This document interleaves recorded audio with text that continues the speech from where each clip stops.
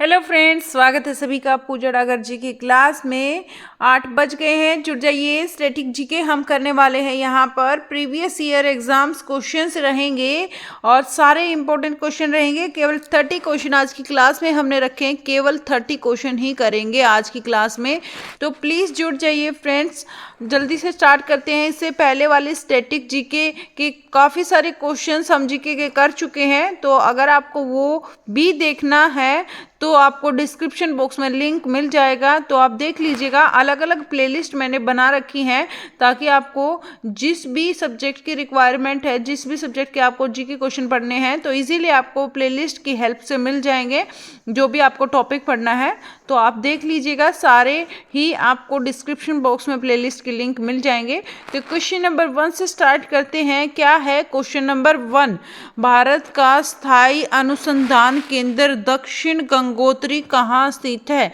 भारत का जो स्थायी अनुसंधान केंद्र है, कौन सा अनुसंधान केंद्र है? स्थायी अनुसंधान केंद्र कौन सा है? भारत का जो स्थायी अनुसंधान केंद्र है कौन सा है? दक्षिण गंगोत्री। दक्षिण गंगोत्री कहाँ स्थित है? तो कहाँ पर स्थित है ये दक्षिण गंगोत्री? ये है हिमालय में स्थित है, या फिर बी अंटार्कटिका में स्थित है, या फिर सी हिंद महासागर में स्थित है, या फिर डी अरब सागर में स्थित है? तो क्या रहेगा क्वेश्चन नंबर 1 का आंसर? भारत का स्थायी अनुसंधान केंद्र दक्षिणी गंगोत्री कहाँ स्थित है? यह है अंटार्कटिका में स्थित है। कहाँ पर है? अंटार्कटिका में स्थित है। बी आंसर रहेगा। भारत का स्थायी अनुसंधान केंद्र दक्षिण गंगोत्री है, अंटार्कटिका में। कहाँ पर है? अंटार्कटिका में है। क्वेश्चन नंबर 2 देखते हैं फटाफट से। क्वेश्चन नंबर 2 क्या है? भूमध्य सागरीय प्रकार की जलवायु किसकी खेती के लिए उपयुक्त है? तो भूमध्य सागरीय प्रकार की जलवायु किसकी खेती के लिए उपयुक्त है? फल, दालें, या फिर धान या गेहूं? क्या रहेगा? भूमध्य सागरीय प्रकार की जलवायु जो भूमध्य सागरीय प्रकार की जलवायु है वह कौन सी खेती के लिए प्रसिद्ध है? फल के लिए, दालें, या फिर धान, या फिर गेहूं? तो यहाँ पर क्या आंसर रहेगा? क्वेश्चन नंबर 2 का आंसर रहेगा फ्रेंड्स फल की खेती के लिए भूमध्य सागरीय प्रकार की जलवायु उपयोगी है, फल की खेती के लिए। क्वेश्चन नंबर 3 देख लेते हैं। क्वेश्चन नंबर 3 क्या है? प्लीज वीडियो में अंत तक जुड़े रहें और वीडियो को लाइक करना ना भूलें। सौरमंडल में विचरण करने वाले धूमकेतु, सौर मंडल में विचरण करने वाले क्या? धूमकेतु वे खगोलीय पिंड है जो क्या है? एक दीर्घवृत्ताकार कक्षा में सामान्यतः एक लंबी, चमकीली या चमकती पूंछ वाले पिंड होते हैं, या फिर एक दीर्घवृत्ताकार अथवा हाइपरबोलिक कक्षा में एक चमकती हुई पूंछ पिंड होते हैं, या फिर एक हाइपरबोलिक कक्षा में चमकते सिर वाले पिंड होते हैं? तो क्या होते हैं? सौरमंडल में विचरण करने वाले जो धूमकेतु होते हैं ना सौरमंडल में, तो वो खगोलीय पिंड है जो क्या है? एक दीर्घवृत्ताकार कक्षा में सामान्यतः एक लंबी चमकती पूंछ वाले पिंड होते हैं। तो यहाँ पर आंसर रहेगा बी, एक दीर्घवृत्ताकार अथवा हाइपरबोलिक। दीर्घवृत्ताकार, या ये इसको बोल लो, ये बोल लो या ये बोल लो, एक ही बात है। एक दीर्घवृत्ताकार अथवा हाइपरबोलिक कक्षा में एक चमकती हुई पूंछ पिंड होते हैं। दीर्घवृत्ताकार में एक चमकती हुई पूंछ पिंड होते हैं। ये होएगा इसका आंसर। आगे चलते हैं क्वेश्चन नंबर 4 पर। क्वेश्चन नंबर 4 क्या है? जल्दी से देखते हैं क्वेश्चन नंबर 4 क्या है। केवल 30 क्वेश्चन हमारी क्लास में आज रहेंगे। क्वेश्चन नंबर 4, मार्क्स निम्नलिखित में से किस देश के थे? जो ये मार्क्स है वो किस देश के थे? ए जर्मनी के थे, बी फ्रांस के थे, सी हॉलैंड के थे, या फिर डी ब्रिटेन के थे? तो क्या इसका आंसर रहेगा? जो ये मार्क्स हैं ये निम्नलिखित में से किस देश के थे? तो किस देश के थे? जर्मनी के थे, फ्रांस के थे, हॉलैंड के थे, या फिर ब्रिटेन के थे? तो मार्क्स थे जो ये जर्मनी के थे। कहाँ के मार्क्स थे? जर्मनी के। मार्क्स में भी ये आया है, जर्मनी में भी ये आया है, तो इससे भी आप याद रख सकते हो, मार्क्स थे जर्मनी के। क्वेश्चन नंबर 5 देख लेते हैं। निम्नलिखित में से मूल अधिकारों का संरक्षण कौन है? तो जो है मूल अधिकार हैं, मूल अधिकार जो होते हैं हमारे, मूल अधिकारों का संरक्षण कौन है? तो कौन है? ए ए विधायिका, बी राजनीतिक दल, सी कार्यपालिका, डी न्यायपालिका। जो ये मूल अधिकार होते हैं, मूल अधिकारों के संरक्षण कौन होते हैं? कौन होते हैं संरक्षण, यानी इन मूल अधिकारों की रक्षा करने वाले कौन होते हैं? विधायिका होती है, या फिर राजनीतिक दल होते हैं, या फिर कार्यपालिका होती हैं, या फिर डी न्यायपालिका होती हैं। तो यहाँ पर आंसर रहेगा फ्रेंड्स न्यायपालिका होती है। मूल अधिकारों का अगर कोई भी उल्लंघन करे तो यहाँ पर न्यायपालिका इसका संरक्षण करती है। आगे चलते हैं, क्वेश्चन नंबर 6। सरकारिया आयोग निम्नलिखित में से किस कार्य के लिए बनाया गया है? जो सरकारिया आयोग है यह निम्नलिखित में से किस कार्य के लिए बनाया गया है? कौन से कार्य के लिए सरकारिया आयोग बनाया गया है? ए प्रशासनिक सुधार के लिए, बी वित्तीय सुधार के लिए, या फिर सी निर्वाचन संबंधी सुधार के लिए, या फिर डी केंद्र राज्य संबंध के लिए। तो यहाँ पर सरकारिया आयोग निम्नलिखित में से किस कार्य के लिए बनाया गया है? तो ये सरकारिया आयोग किस कार्य के लिए बनाया गया है? जल्दी से आप आंसर करें इसका। सरकारिया आयोग निम्नलिखित में से किस कार्य के लिए बनाया गया है? प्रशासनिक सुधार के लिए, वित्तीय सुधार के लिए, निर्वाचन संबंधी सुधार के लिए, या फिर केंद्र राज्य संबंध के लिए। तो 6 का आंसर रहेगा केंद्र राज्य संबंध। केंद्र राज्य संबंध, ये जो केंद्र होता है और राज्य होते हैं, केंद्र सरकार एक, राज्य सरकार दो होती हैं।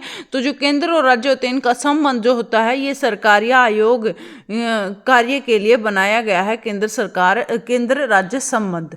आगे चलते हैं, क्वेश्चन नंबर 7। क्वेश्चन नंबर 7 क्या है? हिमालय क्या है? हिमालय एक क्या है? हिमालय क्या है? एक वल्य पर्वत श्रृंखला है, या फिर अवशिष्ट पर्वत श्रृंखला है, या फिर ज्वालामुखीय पर्वत श्रृंखला है, या फिर इसमें से कोई नहीं। हिमालय क्या है? तो हिमालय जो है वह ना तो अवशिष्ट पर्वत श्रृंखला है, ना ही ज्वालामुखी पर्वत श्रृंखला है, या इनमें से कोई भी नहीं है। तो यहाँ पर आंसर रहेगा हमारा ए। ये एक वल्य पर्वत श्रृंखला है, यानी वलित पर्वत श्रृंखला है। वलित पर्वत श्रृंखला है फ्रेंड्स, ये है क्या है? एक वलित पर्वत श्रृंखला है।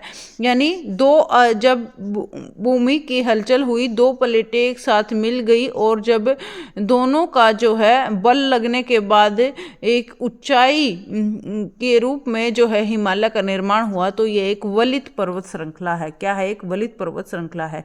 क्वेश्चन नंबर 8 को हमारी दृश्य क्षमता को कम करने या कम कर देने वाली धुंध सामान्यतः कब उत्पन्न होती है? हमारी दृश्य क्षमता जो है, दृश्य देखने की जो क्षमता है वो कम होने लगती है। कम करने वाली धुंध सामान्यतः कब होती है? तो कब होती है? एक नमी युक्त वायु गर्म वायु में मिल जाती है, या फिर जब गर्म जल की सतह के ऊपर ठंडी हवा बहती है, या फिर जब नमी युक्त वायु पृथ्वी की ठंडी सतह को पूरा या छूती है। तो यहाँ पर क्या रहेगा आंसर? क्वेश्चन नंबर 8 का आंसर क्या रहेगा? इसका आंसर रहेगा जब नमी युक्त जो वायु है, जब नमी युक्त वायु है पृथ्वी की, नमी युक्त वायु पृथ्वी की ठंडी सतह, जब पृथ्वी की ठंडी सतह है, नमी युक्त वायु पृथ्वी की ठंडी सतह को छूती है, जब ठंडी सतह को छूती है नमी युक्त वायु, तभी जो है ये दृश्य क्षमता को कम करने लगती है, और धुंध जो होती है वह सामान्यतः उत्पन्न हो जाती है। धुंध उत्पन्न हो जाती है जब नमी युक्त वायु पृथ्वी की ठंडी सतह को छूती है तब। आगे चलते हैं, क्वेश्चन नंबर 9। एक घंटे की समय भिन्नता के लिए देशांतरीय दूरी निम्नलिखित में से किसके बराबर होती है? तो एक घंटे की समय भिन्नता के लिए देशांतरीय दूरी होती है निम्नलिखित में से किसके बराबर होती है? 1 डिग्री के बराबर होती है, 10 डिग्री के बराबर होती है, 5 डिग्री के बराबर होती है, 15 डिग्री के बराबर होती है। जो 1 घंटा होता है, 1 घंटे की समय भिन्नता के लिए देशांतरीय दूरी जो तय होती है वह निम्नलिखित में किसके बराबर होती है? तो यहाँ पर आएगा 15 डिग्री आंसर रहेगा हमारा। क्या रहेगा? 15 डिग्री आंसर रहेगा। 1 घंटे की समय भिन्नता के लिए देशांतरीय दूरी 15 डिग्री होती है। आगे चलते हैं, क्वेश्चन नंबर 10। एक समुद्री मील किसके बराबर होता है? एक जो समुद्री मील होता है, समुद्री मील किसके बराबर होता है? मोस्ट इंपॉर्टेंट क्वेश्चन है। एक समुद्री मील किसके बराबर होता है? 1005 मीटर के बराबर होता है, 1075 मीटर के बराबर होता है, या फिर 1250 मीटर के बराबर होता है, या 1825 मीटर के बराबर होता है। तो यह जो समुद्र मील होता है यह 1825 मीटर के बराबर होता है, यानी 1825 मीटर के बराबर होता है। एक समुद्री मील 1825 मीटर के बराबर होता है एक समुद्री मील। Question number 11। Question number 11, Lok Sabha अध्यक्ष को अपना त्याग पत्र संबोधित करना होता है। जो लोकसभा अध्यक्ष है, अगर वो अपना त्याग पत्र देना चाहे लोकसभा अध्यक्ष, तो वह अपना त्याग पत्र किसको संबोधित करेगा, किसको देगा? तो यह भारत के प्रधानमंत्री को देगा, या फिर लोकसभा के उपाध्यक्ष को देगा, या भारत के राष्ट्रपति को देगा, या फिर संसदीय कार्य मंत्री को देगा। तो यहाँ पर आंसर क्या रहेगा? जो लोकसभा अध्यक्ष होता है, अगर वो अपना त्याग पत्र देता है तो वह अपना त्याग पत्र देता है लोकसभा के उपाध्यक्ष को। बी रहेगा इसका आंसर, लोकसभा के उपाध्यक्ष को अपना त्यागपत्र देता है। लोकसभा अध्यक्ष अपना त्यागपत्र किसे देता है? वह देता है लोकसभा के उपाध्यक्ष को। क्वेश्चन नंबर 12 देखते हैं। क्वेश्चन नंबर 12 क्या है? क्वेश्चन नंबर 12 है, चंद्रमा की निम्नलिखित में से किस अवस्था के दौरान लघु ज्वार भाटा घटित होता है? तो चंद्रमा की निम्नलिखित में से किस अवस्था, जब चंद्रमा कौन सी अवस्था में होता है जिसकी वजह से लघु ज्वार भाटा आता है? तो ये हमें बताना है। तो ए केवल पहली तिहाई, केवल दूसरी और तीसरी तिहाई, या पहली और तीसरी तिहाई, या केवल चौथी तिहाई। तो कहाँ पर होता है चंद्रमा? कितना होता है? केवल एक तिहाई होता है, केवल पहली तिहाई होता है, या दूसरी और तीसरी तिहाई होता है, या पहली और तीसरी तिहाई होता है, या केवल चौथी तिहाई होता है? तो यह कब होता है? क्वेश्चन नंबर 12 का आंसर रहेगा जब चंद्रमा पहली और तीसरी तिहाई होता है। कितना? पहली और तीसरी तिहाई होता है, ये आंसर रहेगा। पहली और तीसरी तिहाई होता है जब लघु ज्वार भाटा आता है। लघु ज्वार भाटा आता है पहली और तीसरी तिहाई में। क्वेश्चन नंबर 13, निम्नलिखित में से कौन सा ग्रह पूर्व से पश्चिम की ओर सूर्य की परिक्रमा करता है? वैसे तो सारे ग्रह पश्चिम से पूर्व की तरफ परिक्रमा करते हैं, याद रखना है, सारे ग्रह पश्चिम से पूर्व की तरफ प्रक्रिया करते हैं, लेकिन एक ऐसा ग्रह है जो कि पूर्व से पश्चिम की ओर सूर्य की परिक्रमा करता है। पूर्व से पश्चिम ऐसा कौन सा ग्रह है जो पूर्व से पश्चिम की ओर जो है परिक्रमा करता है? पृथ्वी है, बुध है, बृहस्पति है, यूरेनस है। तो इनमें से यूरेनस ऐसा ग्रह है, यूरेनस ऐसा क्या है? ग्रह है जो कि पूर्व से पश्चिम की ओर परिक्रमा करता है, सूर्य की परिक्रमा करता है। बाकी सभी पश्चिम से पूर्व की ओर परिक्रिया करते हैं, लेकिन जो ये है यूरेनस है, यह पूर्व से पश्चिम की ओर परिक्रमा करता है सूर्य की। याद रखना है यूरेनस। क्वेश्चन नंबर 14 देख लेते हैं। प्लीज़ वीडियो में अंत तक जुड़े रहें। केवल 30 क्वेश्चन ही हमने रखे हैं आज की क्लास में, ज़्यादा क्वेश्चन हम नहीं करेंगे। निम्नलिखित में से किसका संबंध भू स्वरूपों की विशेषताओं, उद्गम और विकास के अध्ययन से है? निम्नलिखित में से किसका संबंध है जो कि भू स्वरूपों की विशेषताओं, उद्गम और विकास के अध्ययन से है? ए पारिस्थितिक विज्ञान, बी भूविज्ञान, सी भूगोल, डी भू आकृतिक विज्ञान। तो क्या रहेगा इसका आंसर? क्वेश्चन नंबर 14 का आंसर रहेगा भू आकृतिक विज्ञान। क्या रहेगा? भू आकृतिक विज्ञान। भू स्वरूपों की विशेषता या उद्गम और विकास के अध्ययन, जब हम अध्ययन करते हैं जो भूमि से रिलेटेड है उसके स्वरूपों की विशेषताओं का या उद्गमों का या विकास का, इन सब का अध्ययन करते हैं। किस चीज में अध्ययन करते हैं इसका?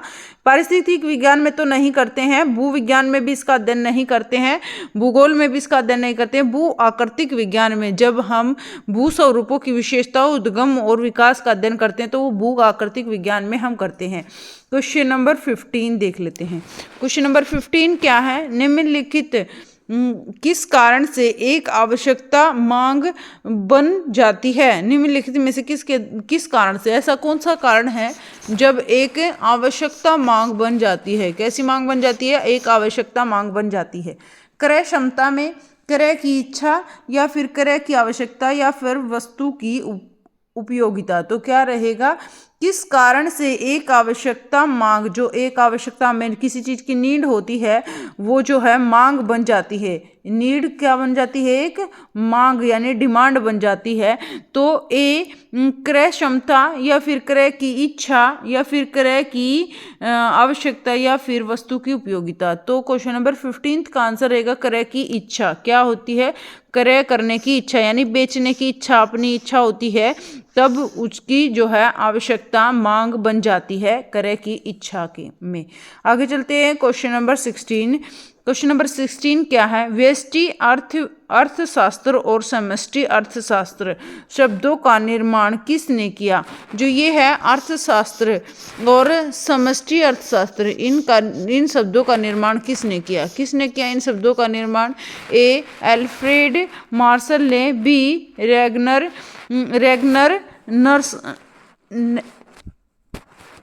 नर्कस ने या फिर सी रैगनर फ्रिस्ट ने या फिर डी जे.एम. किन्स ने। तो क्या रहेगा आंसर यहाँ पर क्वेश्चन नंबर 16 का आंसर रहेगा रैगनर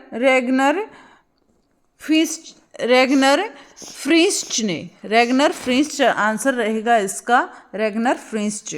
व्यष्टि अर्थशास्त्र और समष्टि अर्थशास्त्र शब्दों का निर्माण किसने किया, रैगनर फ्रिंच ने किया। आगे चलते हैं क्वेश्चन नंबर 17।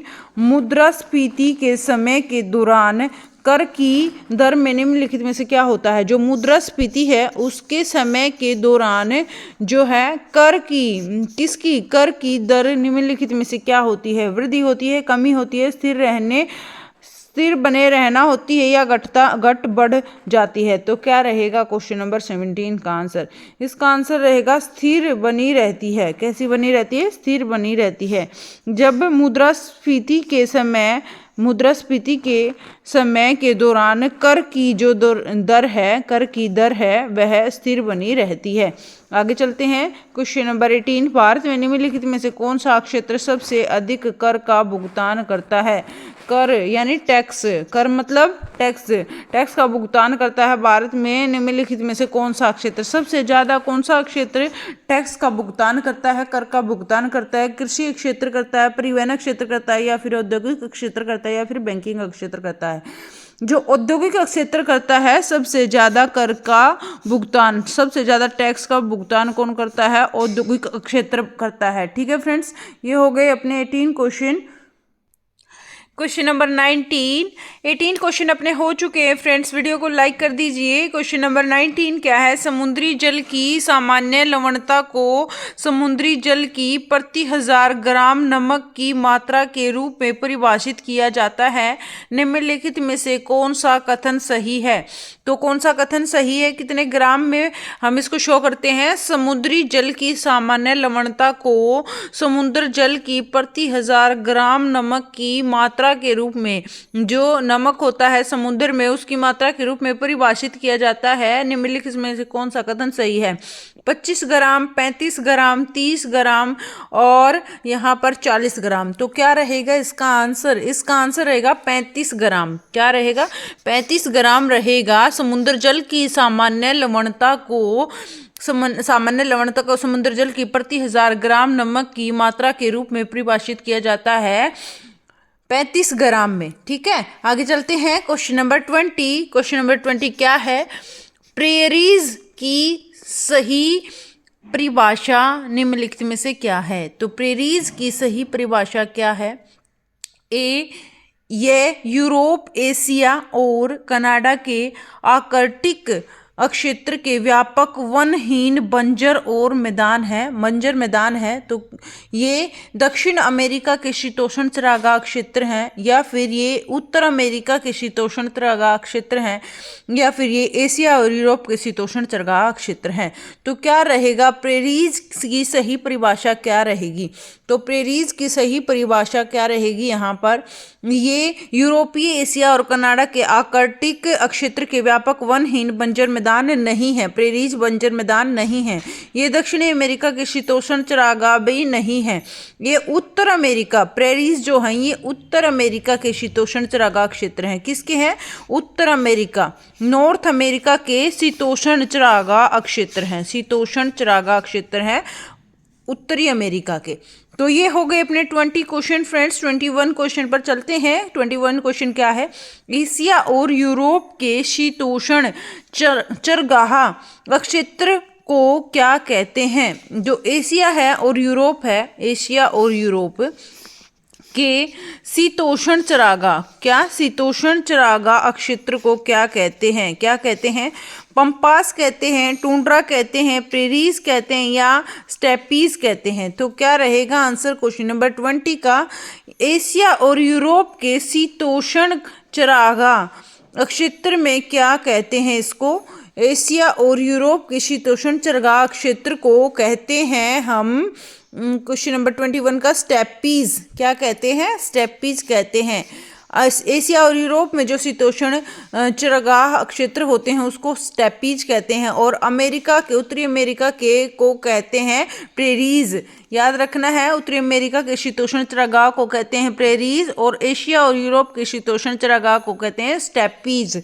आगे चलते हैं क्वेश्चन नंबर 22 पर। 22 क्वेश्चन क्या है? ऐसा अर्थशास्त्र जैसा उसे होना चाहिए, ऐसा अर्थशास्त्र जैसा उसे होना चाहिए इस कथन से संबंधित है। यह कथन किससे संबंधित है? किससे संबंधित है यह कथन? यह है मुद्रार्थशास्त्र से, मानक अर्थशास्त्र, अर्थव्यवस्था से, सकारात्मक अर्थशास्त्र से या फिर राजकोष अर्थशास्त्र से। तो ऐसा अर्थशास्त्र जैसा उसे होना चाहिए। तो यहाँ पर आंसर रहेगा 22 का मानक, क्योंकि जैसा होना चाहिए वैसा ही अर्थशास्त्र मानक अर्थशास्त्र होता है। कैसा होता है? मानक अर्थशास्त्र होता है, स्टैंडर्ड होता है, यानी मानक अर्थशास्त्र होता है। ऐसा अर्थशास्त्र जैसा उसे होना चाहिए मानक अर्थशास्त्र होता है। क्वेश्चन नंबर 23 देख लेते हैं। 23 क्वेश्चन क्या है?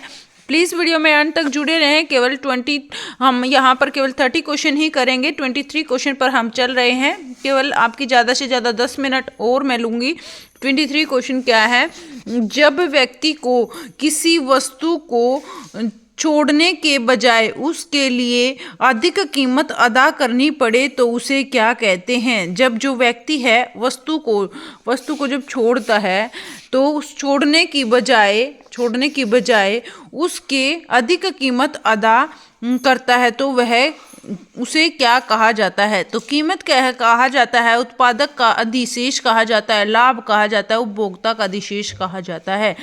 तो क्या कहा जाता है? क्वेश्चन नंबर 23 का क्या आंसर रहेगा? उसे कहा जाता है उपभोक्ता का अधिशेष कहा जाता है। जब वस्तु को उपभोक्ता का अधिशेष कहते हैं जब व्यक्ति को किसी वस्तु को छोड़ने की बजाय उसके लिए अधिक कीमत अदा करनी पड़ती है तो वह उपभोक्ता का अधिशेष होता है। क्या होता है? उपभोक्ता का अधिशेष। जो पहले से बच गया है शेष उसको देना होता है, उपभोक्ता का अधिशेष होता है। वस्तु को छोड़ने की बजाय उसके अधिक कीमत अदा करने को। आगे चलते हैं। क्वेश्चन नंबर 24 क्या है? क्वेश्चन नंबर 24 है फोटोग्राफीय प्लेटों में सिल्वर हैलाइड का प्रयोग किया जाता है क्योंकि वे जो फोटोग्राफी प्लेट होती हैं, फोटोग्राफी प्लेटों में सिल्वर हैलाइड का प्रयोग किया जाता है। किसका प्रयोग किया जाता है? फोटोग्राफी प्लेटों में सिल्वर हैलाइड का प्रयोग किया जाता है क्योंकि वे क्या है? वायु में ऑक्सीकृत होती हैं या वायु हाइपोसाल्यून्स में विलय होते हैं या फिर सी प्रकाश में रूपांतरित हो जाती हैं या फिर डी बिल्कुल रंग विहीन होती हैं। तो फोटोग्राफी प्लेटों में सिल्वर हैलाइड का प्रयोग किया जाता है क्योंकि वे क्वेश्चन नंबर 24 का क्या आंसर रहेगा? क्योंकि वे प्रकाश के रूपांतरित हो जाती हैं। किसके? क्योंकि वे प्रकाश के रूपांतरित हो जाती हैं। फोटोग्राफी प्लेटों में सिल्वर हैलाइड का प्रयोग किया जाता है क्योंकि वे प्रकाश में रूपांतरित हो जाती हैं। क्वेश्चन नंबर 25 देखते हैं। क्वेश्चन नंबर 25 क्या है? 25 है टेट्राएथिल लेड TEL निम्नलिखित में से क्या है?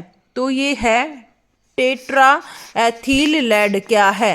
ए फॉसिल ईंधन दहन में उत्प्रेरक, बी प्रति ऑक्सीकार कारक, या फिर सी अपचायक, या फिर डी अपस्फोट रोधी यौगिक, या एंटी नॉक कंपाउंड। तो क्या रहेगा इसका आंसर? क्वेश्चन नंबर 25 का आंसर रहेगा जो ट्रेटा एथिल लेड है। ट्रेटा एथिल लेड यह क्या है? यह एक अपस्फोट रोधी, क्या है? यह अपस्फोट रोधी यौगिक, जिसे बोलते हैं एंटी नॉक कंपाउंड है। आगे चलते हैं क्वेश्चन नंबर 26 पर। क्वेश्चन नंबर 26 क्या है? क्यूरी बिंदु तापमान पर निम्नलिखित में से क्या होता है? क्यूरी बिंदु तापमान पर निम्नलिखित में से क्या होता है? क्यूरी बिंदु तापमान पर क्या होता है? ए द्रव्य रेडियो एक्टिव हो जाता है, या फिर बी धातु का चुंबकीय गुण समाप्त हो जाता है, या फिर सी धातु की चालकता या कंडक्टिविटी समाप्त हो जाती है, या फिर धातु में तत्वांतरण हो जाता है। तो क्या हो जाता है क्यूरी बिंदु तापमान पर? तो क्या होता है यहाँ पर? द्रव्य रेडियो एक्टिविटी हो जाता है, या फिर धातु का चुंबकीय गुण समाप्त हो जाता है, या फिर धातु की चालकता समाप्त हो जाती है, या फिर धातु में तत्वांतरण हो जाता है। तो यहाँ पर आंसर रहेगा 26 का बी, धातु का चुंबकीय गुण समाप्त हो जाता है। क्या हो जाता है? धातु का चुंबकीय गुण समाप्त हो जाता है क्यूरी बिंदु तापमान पर। क्यूरी बिंदु तापमान पर धातु का चुंबकीय गुण समाप्त हो जाता है। ये हो गए अपने 26 क्वेश्चन फ्रेंड्स। केवल यही हमारे 4 क्वेश्चन बचे हैं। प्लीज़ वीडियो में अंत तक जुड़े रहें और वीडियो को ज़्यादा से ज़्यादा शेयर करें, लाइक करें, कमेंट करें, और चैनल पर नए हैं तो चैनल को सब्सक्राइब भी कर लीजिए। 27 क्वेश्चन पर चलने से पहले बता दूं मैं आपको, इससे पहले वाली वीडियोस अगर आप देखना चाहते हैं तो आपको डिस्क्रिप्शन बॉक्स में प्लेलिस्ट का लिंक मिल जाएगा। हर एक प्लेलिस्ट टॉपिक वाइज भी हैं, सारे प्लेलिस्ट मैंने बहुत अच्छे से बनाई हैं ताकि आपको इजीली सारा मैटर फाइंड आउट हो जाए। जो भी आपको ज़रूरत है, जिस चीज़ की भी आपको रिक्वायरमेंट है, आपको इजीली मिल जाएगा। 27 क्वेश्चन देखते हैं। 27 क्वेश्चन क्या है हमारा?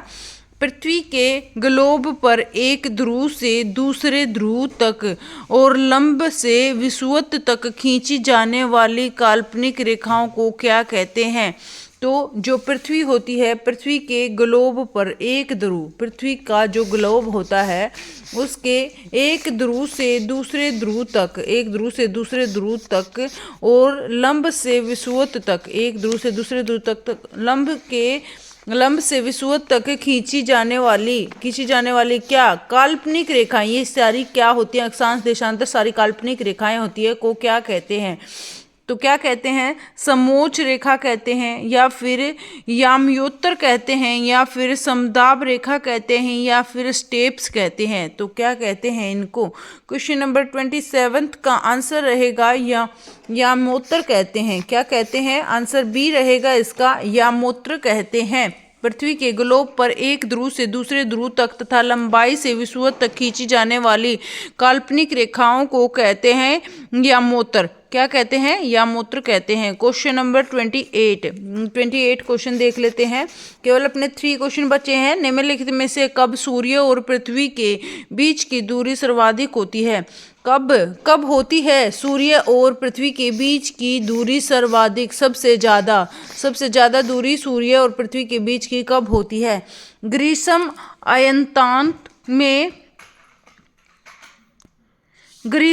अयनांत में, बी अपसौर में, सी शीत अयनांत में, या फिर उपसौर में।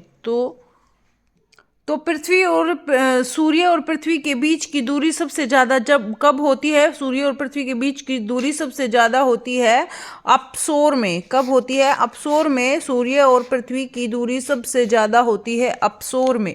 आगे चलते हैं। क्वेश्चन नंबर 29, वाष्पमुख निम्नलिखित में से किसके उत्सर्जन से संबंधित है? ये वाष्पमुख है, यह निम्नलिखित में से किसके उत्सर्जन से संबंधित है? किसके उत्सर्जन से यह संबंधित है?